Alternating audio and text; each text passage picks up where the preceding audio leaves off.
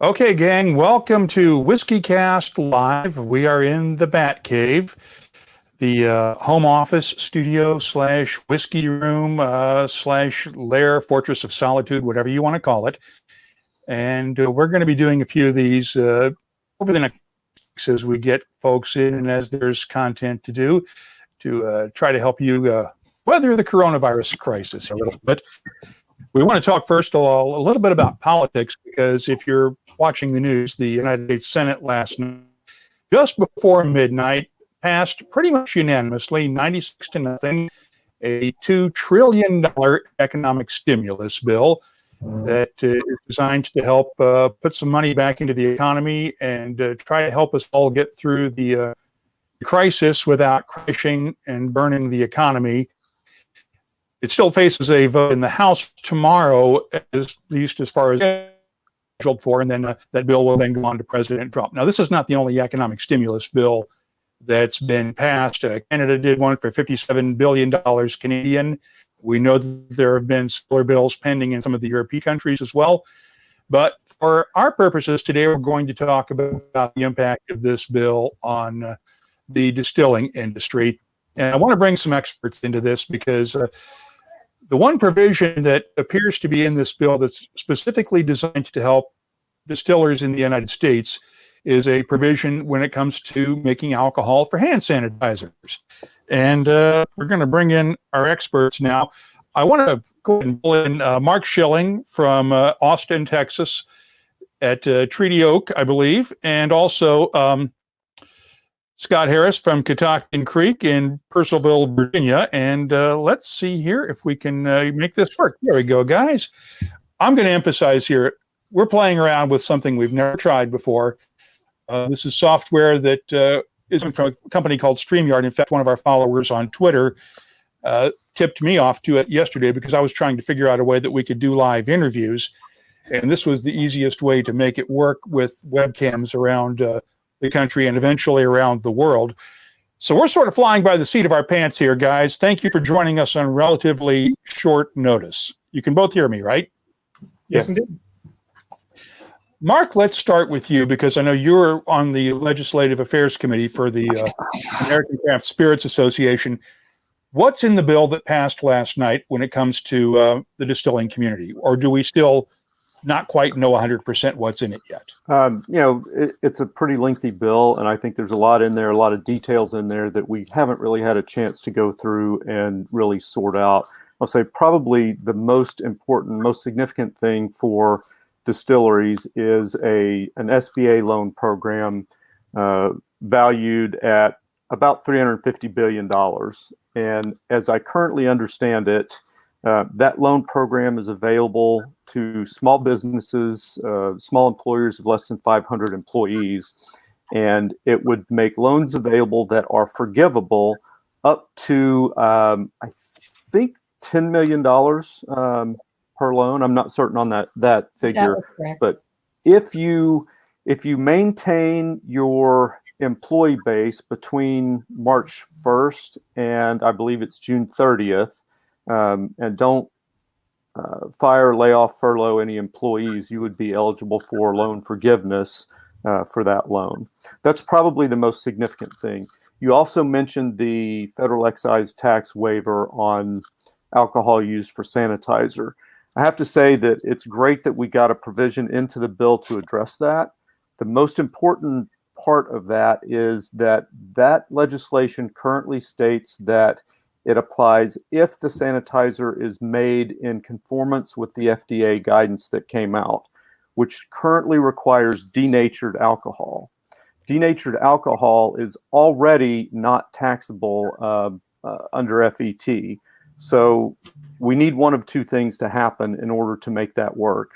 Either FDA has got to include undenatured alcohol as an ingredient, as TTB has already said we could use, or Congress, when the bill gets to the House, they're going to have to change that provision to specify undenatured alcohol as well. Becky Harris has joined Scott from their home in Virginia, and Becky's the chemical engineer of the group here, so I want you to explain, Becky, what natured alcohol and the chemicals that are used to make that. The two that the FDA approves, one is isopropyl alcohol, which is generally not even available right now, and the other, from what I understand, is actually toxic and would contaminate your distilling equipment. It's the denaturing process is something that, there's probably 50 to 100 different recipes that can be used for denaturing alcohol.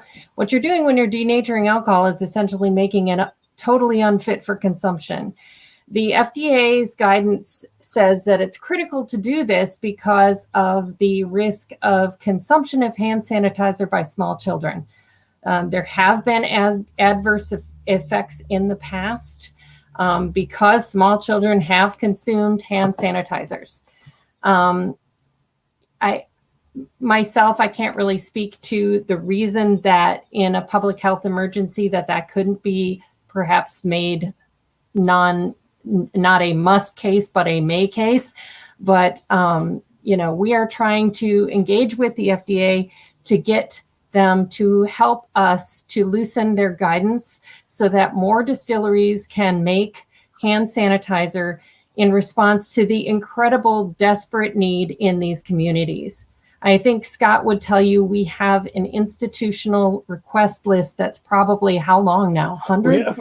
We have over 140 institutional buyers. So here I'm talking hospitals, sheriff's departments, and places like that that are asking to get it before we even have a drop available to the public.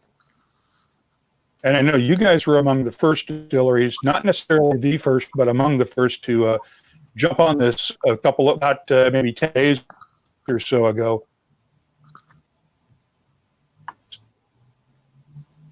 Sorry, what was that? You dropped out, Mark. Sorry. I'm sorry. Let's try it again. You two were among the first craft distillers, not necessarily the first, but among the first to start doing hand sanitizer 10 days to a couple of weeks ago. How has it gone for you so far? It's been crazy. It's hard to believe it's only been like a week or 10 days. When we first started, what we were doing was giving away disposable alcohol. So alcohol that we would generally dispose of that's not fit for drinking. And we were giving that away because we would normally send that to like a recycling place and disposal place.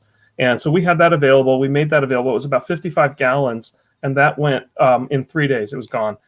So that went to over 100 families. It went to first responders, sheriff's departments, police, fire, EMS, a couple hospitals.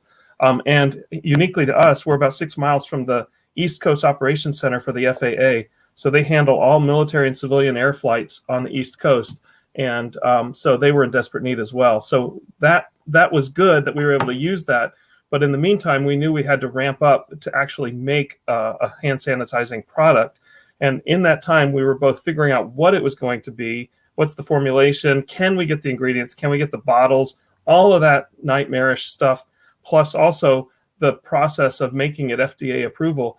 And quite honestly, we were getting conflicting guidance daily from different organizations about all that. We are still getting conflicting guidance from the different governing authorities about what is actually required to make this. And I think that's really the thing that is biting a lot of very small distilleries right now. Members of the ACSA have been reaching out saying, we've been putting these together. We are getting bottles. We have hospitals that are asking for stuff. It isn't perfect under FDA guidance. What should we do? And that's really the conundrum that they're sitting in, is we can make something that will kill these germs, that will help these first responders and hospitals, but the guidance from the organizations that govern all these is conflicting, and it's really at a level where, yes, you want those things, but are they necessary in order to achieve the goal of saving lives and keeping people safe from infection? It is important to point out that, I doubt there's very many distillers in the nation who anticipate taking this set of products that we're making, these hand sanitizers, and going with it as a new business model from now on, right? We're going to do this for the next 2 or 3 months and then never do it again, hopefully, Yes, right? please. And so I think the FDA is geared for a business that is like, okay, you're in the hand sanitizer business, and so this stuff has to be tight, rather than being in an emergency pandemic mode that we're in right now. Mark, let me bring you back into this now. What is the tax implication for distillers like Scott and Becky for producing this hand sanitizer up until, assuming this bill does not pass? If for some reason this clause were to be taken out before the House votes on it, what's the tax implication that distillers are facing right now? Well, it's really hard to say. If you are in a position where you can denature your alcohol under the FDA guidelines and there are no tax implications, a lot of folks have not been able to do that, and I think it really depends on the volume that you are able to make. And if you consider a small distillery that may, say, have a tote of NGS available that they could use to make this, in most cases, I think distilleries are doing this to give away to their local hospitals and first responders and folks that need it. They want to, if possible, cover their costs. They may charge a little bit for it. They may ask for donations for it. But if that tax still has to be paid on it, that's still a considerable cost for them. While their tasting rooms are shut down, they're not sending out product for sale. I think at the same time that everybody is trying to do this and help their communities, we've got about 86% of distilleries surveyed saying that they don't have cash reserves on hand to last more than 2 months. If this thing continues for too long and they can't regenerate those revenues, I think we're in danger of losing a significant percentage of distilleries across the country. Up a question, because we can, those of you who are watching us, you can post comments and questions in the chat windows on the right side of your screen, and we'll try to answer them here or ask them here. Greg put a question in, or a couple of series of comments from Paris. I'll try to put these up on the screen as well. Tough questions, those. For me, if some children consume these sanitizers, it has more to do that irresponsible parents haven't removed these sanitizers from being grabbed by them. The important point for me is to not harm the distilleries and consumers for getting back to consumable production after they made this effort to produce sanitizing alcohol, and not tax distilleries who helped so much to produce sanitizing alcohol. You guys are really doing this, obviously not as a profit center, but to try to help the community because you have the equipment to do it. And I'm referring here to the entire community. But obviously it's not an except for the occasional bottle sales. I'll throw that one to Scott and Becky. Yeah, this is not a business model that we want to continue with, obviously, but we will. We felt like this was a responsibility that we had to do. I've told others, if you were any other kind of business, a chicken producer or a shoemaker, you couldn't just spin up and do hand sanitizer like this, right? Because you don't have the permits to get bulk alcohol. You don't have the blending facilities and that kind of thing. So we have that capability. We could turn this around in a week, which is remarkable to say that we could be making this kind of a product in a week. And so therefore we have a responsibility to do it, but we don't want to continue to do it. And we'd love this to be a short-term kind of project. I will say on a lighter note, I have had some of my customers who collect all of our bottles say they want to get a bottle of the hand sanitizer for their bar so they can have one bottle of everything we ever made. Mark, let's talk about the legislative side here. Obviously, we've got 24 hours or so until the House votes on this. What do you need people to do? What's the call to action here to try to make sure that this gets done and gets across the finish line? I think there are, again, two different ways that this can happen. One is changing the legislation in the House to make it clear that undenatured alcohol can be used in this formula during this public health emergency. And barring that happening, I think the next step is to make it clear to FDA that there's a great and urgent need out there for sanitizer, that we have the ability to produce and distribute it, every distillery across the country that we've been in contact with is completely inundated by requests, not just from individuals, but from hospitals, pharmacies, first responders, doctors. In several cases, we've heard that the Postal Service and even the Department of Defense have called on distilleries asking for sanitizer. I mean, there's a complete shortage, and it's not going to get any better in the next couple of weeks. And anything that we can do to make it easier and more effective for distilleries to get this stuff out to folks is I just can't imagine that we can't quickly get an answer on that and make this available. Becky, I want to turn to chemical engineering experience here, because I've seen emails, comments from some distilleries that have said, we would like to be able to do this, but because we are a pot still exclusive distillery, we can't get the level of purity we need in our stills to get the alcohol up to where it needs to be to meet the sanitizing alcohol. And they're saying that the distilleries that have stills, or perhaps the hybrid stills with a combination of a pot and a column, are better for that purpose. Can you explain that for those who might not quite understand this? Because to the average layman, a still is a still is a still. Yeah, it's actually very difficult to distill alcohol to the kinds of purity that's usually required for pharmaceutical ingredients. There's a couple standards called FCC and USP that are what are the FDA guidance requires us to use in these formulations for hand sanitizer.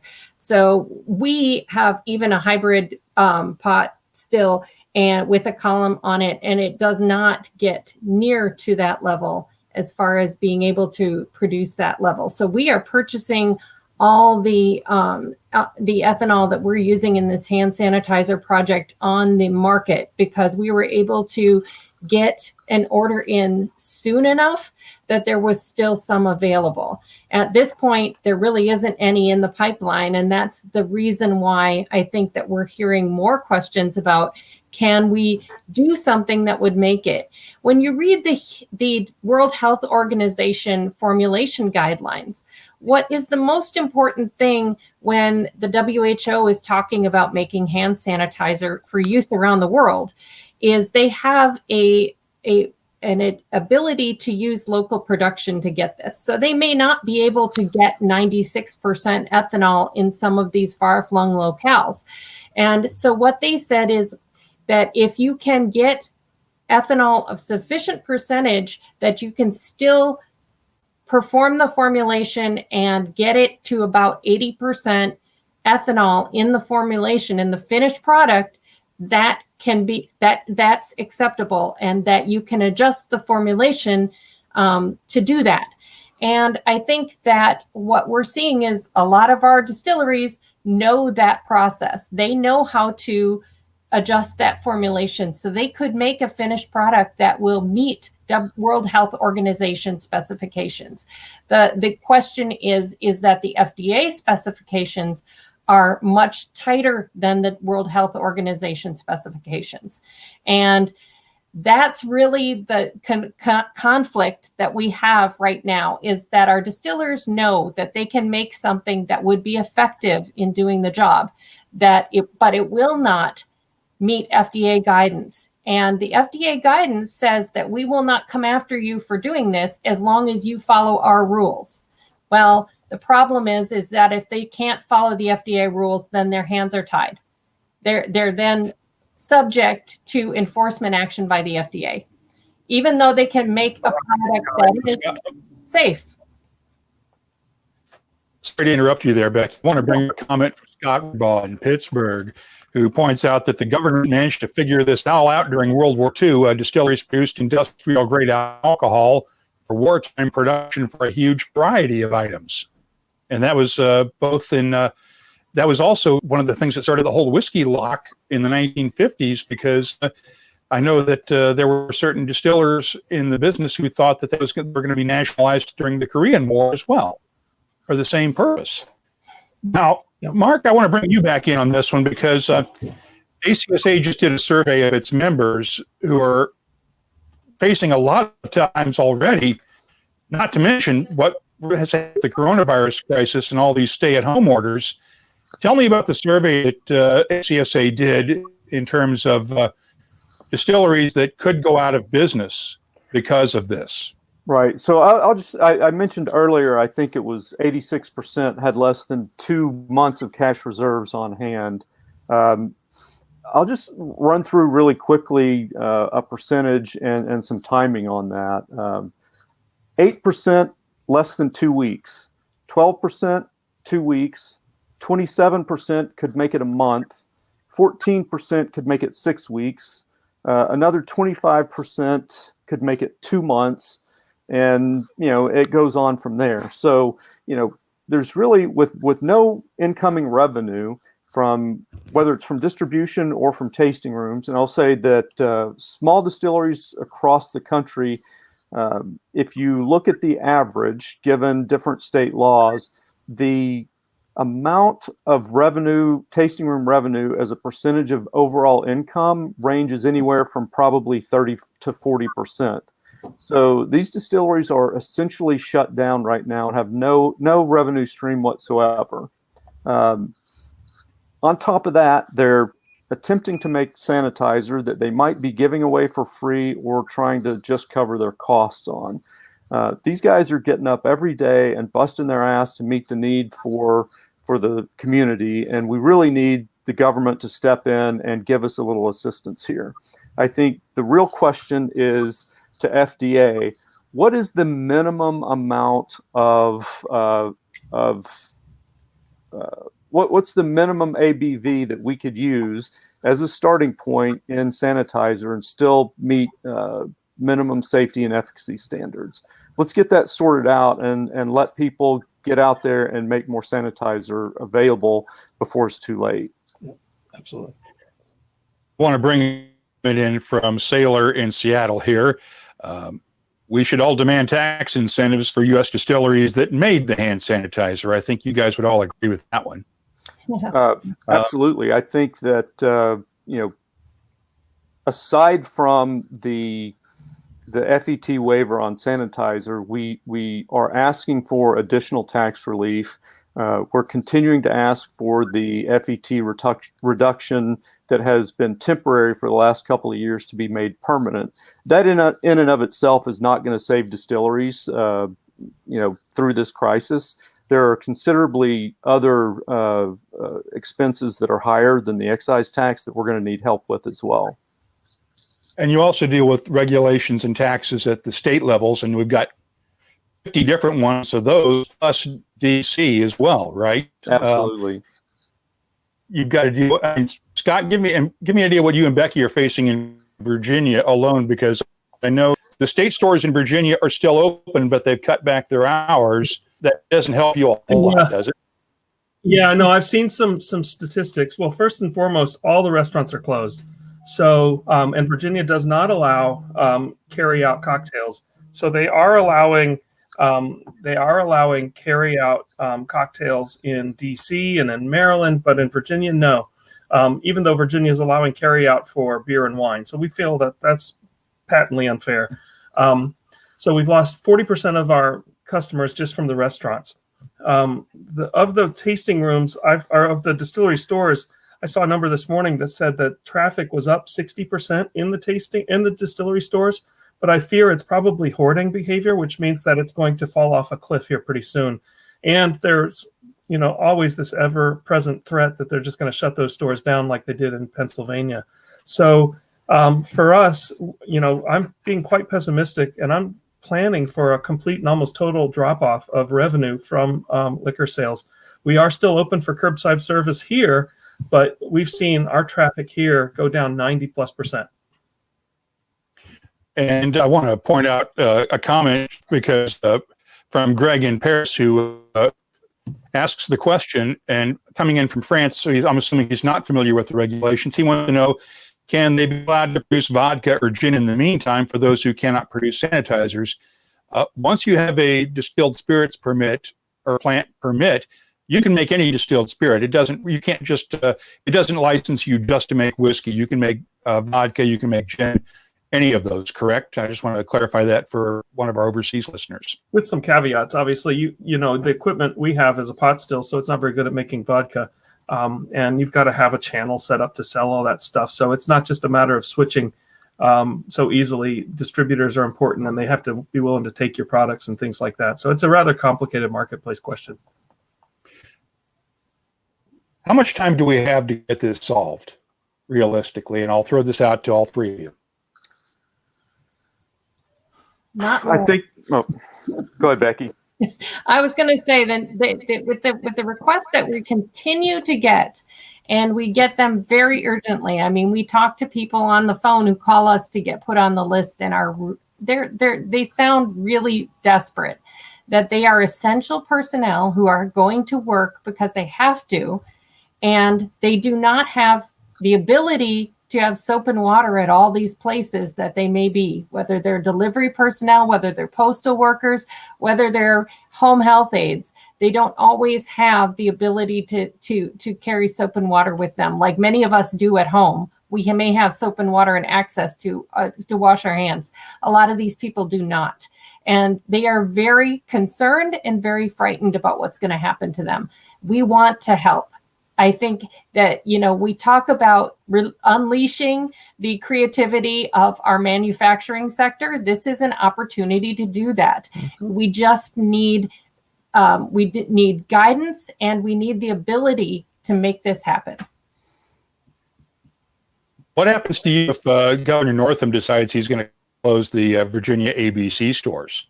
Then we'll lose what's left of our liquor revenue, you know, so that in all likelihood will happen.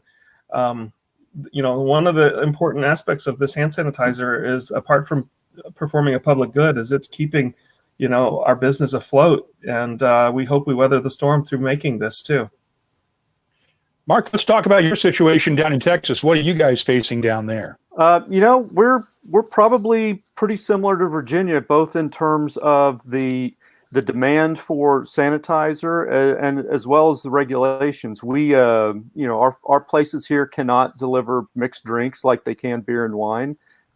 Distilleries here have, for drive-up service, they are currently still open, but, you know, we have a 2-bottle per person limit every 30 days. So, you know, we've got extreme limitations on revenue from distillery direct sales as well anyway. I think the big question is this a 2-week demand? Is this a 6-week demand, or is the market going to be like this for another 6 months? And I mean both in terms of the need for sanitizer as well as the market for beverage alcohol. I just don't think we know. All right. I want to thank all of you for joining us right now. We sort of have put this together at the last minute. Mark Shilling down in Texas, Scott and Becky Harris at Catoctin Creek in Purcellville, Virginia. And I do want to acknowledge Catoctin Creek is a sponsor of WhiskyCast. We are glad to have you guys on board. But thank you all for joining us right now. And I'm going to sort of cut back here, and we will move on with some other fun stuff here, because if we're going to do this, we might as well have a little bit of fun, I would think. We don't want to just get folks on to talk about the whole coronavirus issue and do nothing but having some fun. I have made references on the show many times to the Whiskey Fairy, the nickname the kids gave our UPS and FedEx guys a few years ago for the guys who bring the WhiskyCast, who bring whiskey samples to us. And we got a package today that was kind of fun. And I'm actually, you've heard of unboxing videos, and whoops, I'm still trying to get some of the, we're still working out all the bugs here. I'm going to drop this, I know. We're gonna have a little fun here, and never quite done an unboxing video on YouTube Live before, or Periscope, but we're gonna do it. This came from the guys at Whistle Pig Farm up in Vermont. They had said a couple of days ago, we're sending a care package out. And if you look at this wall behind me, I really don't need a big care package, but or a lot of whiskey, but you never know what. So I appreciate the effort and appreciate the kind gesture. So we will see what's in here, and if I can keep the blade in the utility knife and box cutter here, we're having a little bit of fun. The card, greetings from Vermont. We hope these provisions help pass the time. Thanks for being part of the Whistle Pig family. Stay safe. Let's ride, RYED, this out. And once again, I do want to thank Scott and Becky Harris from Catoctin Creek and Mark Shilling for joining us from the ACSA. And we will do this as often as we need to during the coronavirus crisis when there's news involved here. So let's have a little fun here. Oh boy, we have packing material. Packing material. Now, I'm not open to this yet. So what a slippers. Very cool. And with my big feet, these might even fit.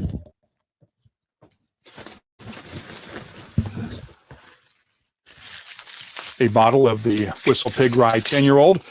And since this is fairly cold, it's still a cold bottle. It was on the Whiskey Ferry's truck all day, so I'm going to wait to open this until later. One of the things, just to let you know, one of my sort of standard stock rules is that when I get a package like this, I always let hours after taking it out of the box, because during the summertime, the trucks get very hot. During the winter, they get very cold. And you want to allow the bottle to get back down to room temperature before you open it up. So let's see here. Oh, there's the other sample, other slipper with the Whistle Pig logo on there. Very cool. I'm not going to try because I've got cables wrapped around below the table here around my legs, so I don't even want to try to put those things on, but we'll put a picture of that up later on social media. Oh, we liked this one earlier, the Whistle Pig Rye maple syrup that they've put together. Of course, you know how much Vermont they do with maple syrup in the trees up there. So, and, ooh, artisan coffee, the Whistle Pig Colombian bean farm stock coffee, aged in barrels. It's the Boss Hog Straight Rye Whiskey, the Spirit of Mauve. Looks like they took the barrels from that one. And, yeah, been drinking a lot of coffee around here lately. And we can still answer some questions, too. We'll pull some questions up if you have them, if you want to ask some questions while we're doing this. Oh, deck of playing cards. This will come in handy because card games have been fast and furious, or are going to get worse now. We may actually need more decks of cards. So I want to thank the guys at Whistle Pig for the very kind care package. And let's set that over here out of reach. And one more thing, as long as we're here talking, let's do a little informal tasting. When I was in Victoria earlier this year, one of the guys that I hang out with and emphasized from Scotchology, who just asked this question, Mark, did you make this specific order, or did they just send you a box of surprise?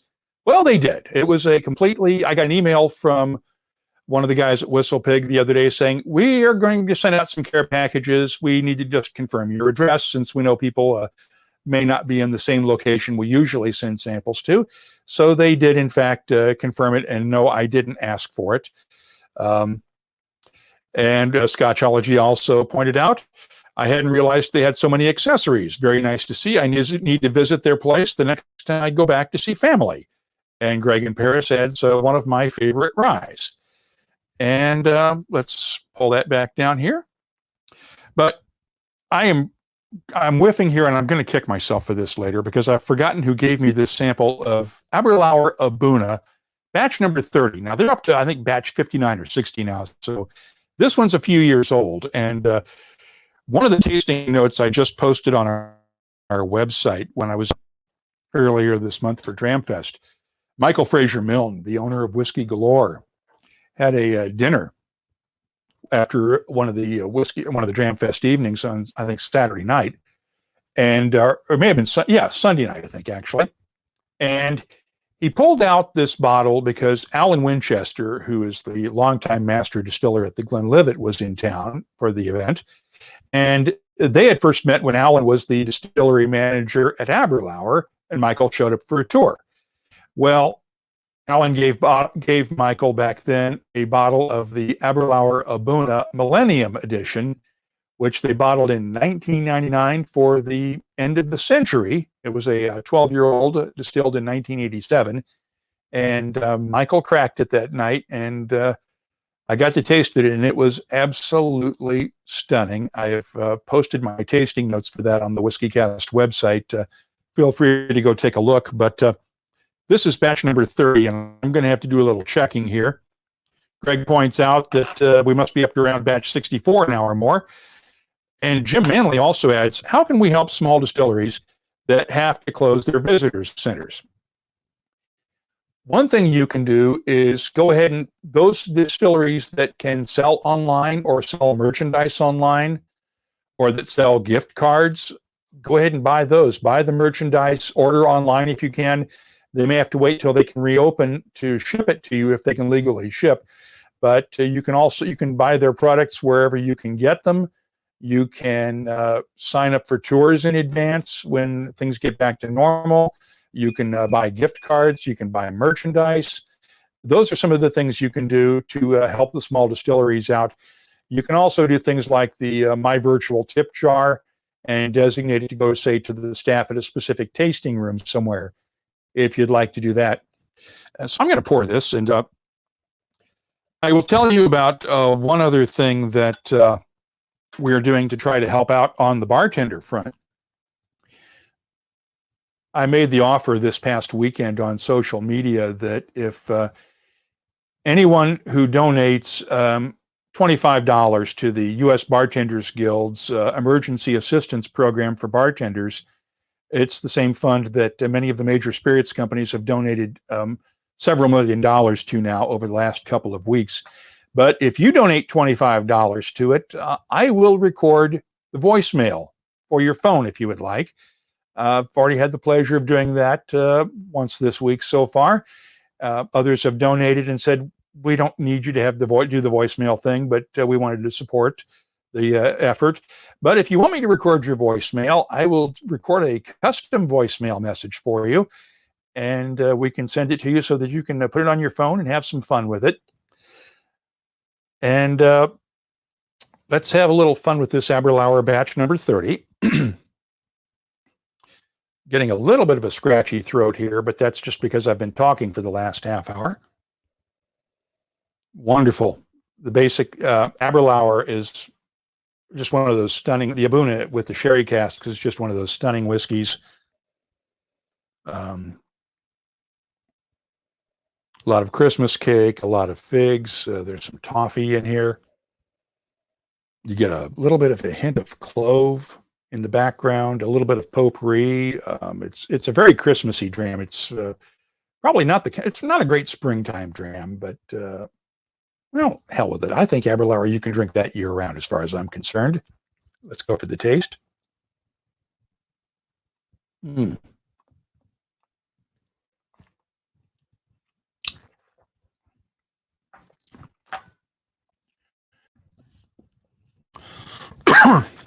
Sorry about that.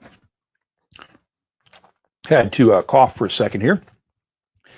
Very spicy, very intense, as you might expect, because Abuna is a cask strength. I don't have the strength on this one. I will have to look it up. But I am getting the usual baking spices, the toffee, a little bit of caramel candy, caramel apples. I get some, like I said, a little bit of clove, a little bit of allspice, that potpourri note. Let's go for a second sip here. I'm doing this one for enjoyment. I'm not going to do formal tasting notes here. We're just going to have some fun.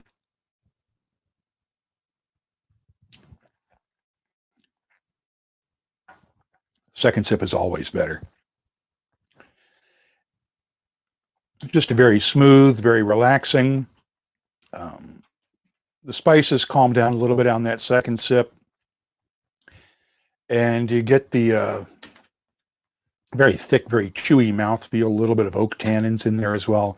The finish on this is just unbelievably long. I have always, I've been an Aberlour fan for years and just love their whiskeys. And This one's a classic. We have a question here from Greg Unrow. Hi, Mark. I'm in Canada. Bunnahabhain is literally nowhere to be found in Alberta, at least. Are you aware of any shortages in supply from this particular distiller? That's a good question. I am not aware of any shortages, and there shouldn't be any in Canada, because I know that Distell has been making a big effort to get its whiskeys available in the Canadian market, and Alberta should have them. If anybody in Canada should have Bunnahabhain, Alberta should. Mike Brisebois is the Canadian brand ambassador for the distilled malts, which are Bunnahabhain, Tobermory, Lechig, and Deanston. Greg, I will check with him and see what he has to say and see if there's anything that he can do to tell you where to find those in Alberta. I'm assuming you've tried the usual suspects like Kensington Wine Market in Calgary and some of the other stores that Willow Park Wines and Spirits in Calgary, Keg and Cork in Edmonton. I'm assuming you've checked with those guys, and if they don't have them, then I don't know what the problem is, because Bunnahabhain, I haven't heard of any supply shortages. They do have the visitor center closed down right now for some construction, and as well as the coronavirus outbreak, but they are doing some expansion of the visitor center there. But that's the only thing that I know of with Bunnahabhain, and that should not affect availability at all. Greg, our buddy in Paris, pointed out, I'm a fan of Aberlour too. Had the chance to be invited recently to a special Aberlour pairing press dinner. I am jealous of that. Dave Kuhn asks, what's the prize bottle of your shelf there? Well, the prize bottle of my shelf, and I posted a video about this actually yesterday because somebody asked the same question. It's actually behind the camera and I can't get to it right now. It is the one bottle I don't ever plan to open. And you're going to laugh, but it's an Enoch 12-year-old. What makes it special is that it's a bespoke bottle that they did especially for me. The reason was that several years ago, they were doing this Your Enoch Moment competition where the winners would get a bespoke bottle of Enoch with a label created especially for them by the artist and illustrator Peter Arkle from a photo of theirs. And I was one of the journalists that they had asked to submit photos to help seed this competition and give people some examples of what they were thinking of. My first photo that I submitted was me holding my infant grandson at the time, Hunter, back in 2012, right after he had been born. And they said, nope, can't do that because we can't put kids on the label. I get that. So the next picture I sent them was of my late great sheepdog Frizzle sitting beside me while I was laying in the hammock in the backyard. And they took that one. Peter drew a glass in my hand and the bottle and the canister of a bottle of Enoch balanced on Frizz's head. Now, we lost Frizz a couple of years after that, but I still have that bottle. So as far as I'm concerned, as long as I have that bottle, I still have a good memory of Frizz that I will never forget. So I don't intend to ever open that bottle. I can always get another bottle of Enoch 12, but I can never replace that bottle. They had it bottled for Mark Gillespie on there with the label on both the bottle and on the canister itself. And I would show it to you, but I would have to unhook all the wires for the microphone and everything, and we're just not going to do that right now. And Dave said, that's amazing. Now, Tim Ishaw is pointing out, I was looking for Bunnahabhain a couple of weeks ago and had difficulty. Several stores were out. One had limited quantity. This is outside of Washington, D.C., not Canada. But perhaps the problem is more widespread than initially thought. And Greg came back and said, thanks for checking with Mr. Brisebois. I have the usual locations in Calgary, and they have 25 here, but none of the younger. Okay. I can find out what's going on, and I'll post a note on social media and see if we can get some younger Bunnahabhains into Alberta for you there, Greg. And if you have any other question, okay. And Dave Kuhn, dog people are the best. Sorry, cats, you're even cooler, Mark. Thank you, Dave. We still have Bristow, the big sheepdog upstairs. He's 12 years old and Comes with handles now because his back hips are shot and he needs help getting up and down the stairs. But I'm looking at the cat, Eeyore, the 16-year-old old boy of the bunch, that the elder statesman of the family, lying on the chair sleeping behind the camera, and just glad he's not howling like he usually does for attention when he sees me down here. And David Jacob points out on that Bunnahabhain question, Quebec and Ontario don't have much either, but that's because it gets sold instantly. Very, very good point. Back to the hand sanitizer thing for a second. Bill Ricker in Boston points out, would the FDA perhaps make an emergency waiver for sanitizer with an emergency logo and enhanced keep out of reach? Well, that would be assuming that you would be using undenatured alcohol. And yeah, that's part of the thing that our colleagues in the distilling community were talking about earlier, was that the FDA needs to make an exception to the rules that say you have to use isopropyl alcohol or these specific formulas to make denatured alcohol, and you can't use undenatured beverage grade alcohol in hand sanitizer. When you have a national emergency, perhaps it's worth changing the rules. And we have another comment. So the problem, Scotchology points out, so the problem is that is Bunnahabhain too popular? Could be. We know how popular Islay whiskeys are right now, and our buddy Greg in Paris points out, good call, Bill Ricker, on that emergency keep out of reach thing. Now, we will have a regular episode of WhiskyCast this week. We've been going on now for, almost 47 minutes, which is longer than I had thought I'd be able to carry this thing. But if you enjoyed this, tell your friends and let us know, and we will do more of these. Can't promise that we'll have an unboxing video, but we'll try to do the occasional tasting, and we will get interviews with other distillers, blenders, and whiskey people just to find out what they're doing while we're all bunkered down trying to stay healthy and avoid getting the coronavirus. Our thoughts and prayers are with all those who have been affected by this, with all those who have been diagnosed or tested or even not tested, unfortunately, and have this disease. This is going to be a grind, and I just hope that we're all able to get back to a more normal place here in a few months. But when you hear the comments from Dr. Anthony Fauci and the experts that this could be a 12 to 18 month issue, let's all hope for the best, gang. Until we meet again, and stay safe, gang. I'm Mark Gillespie in Sláinte, and we'll talk to you this weekend on WhiskyCast.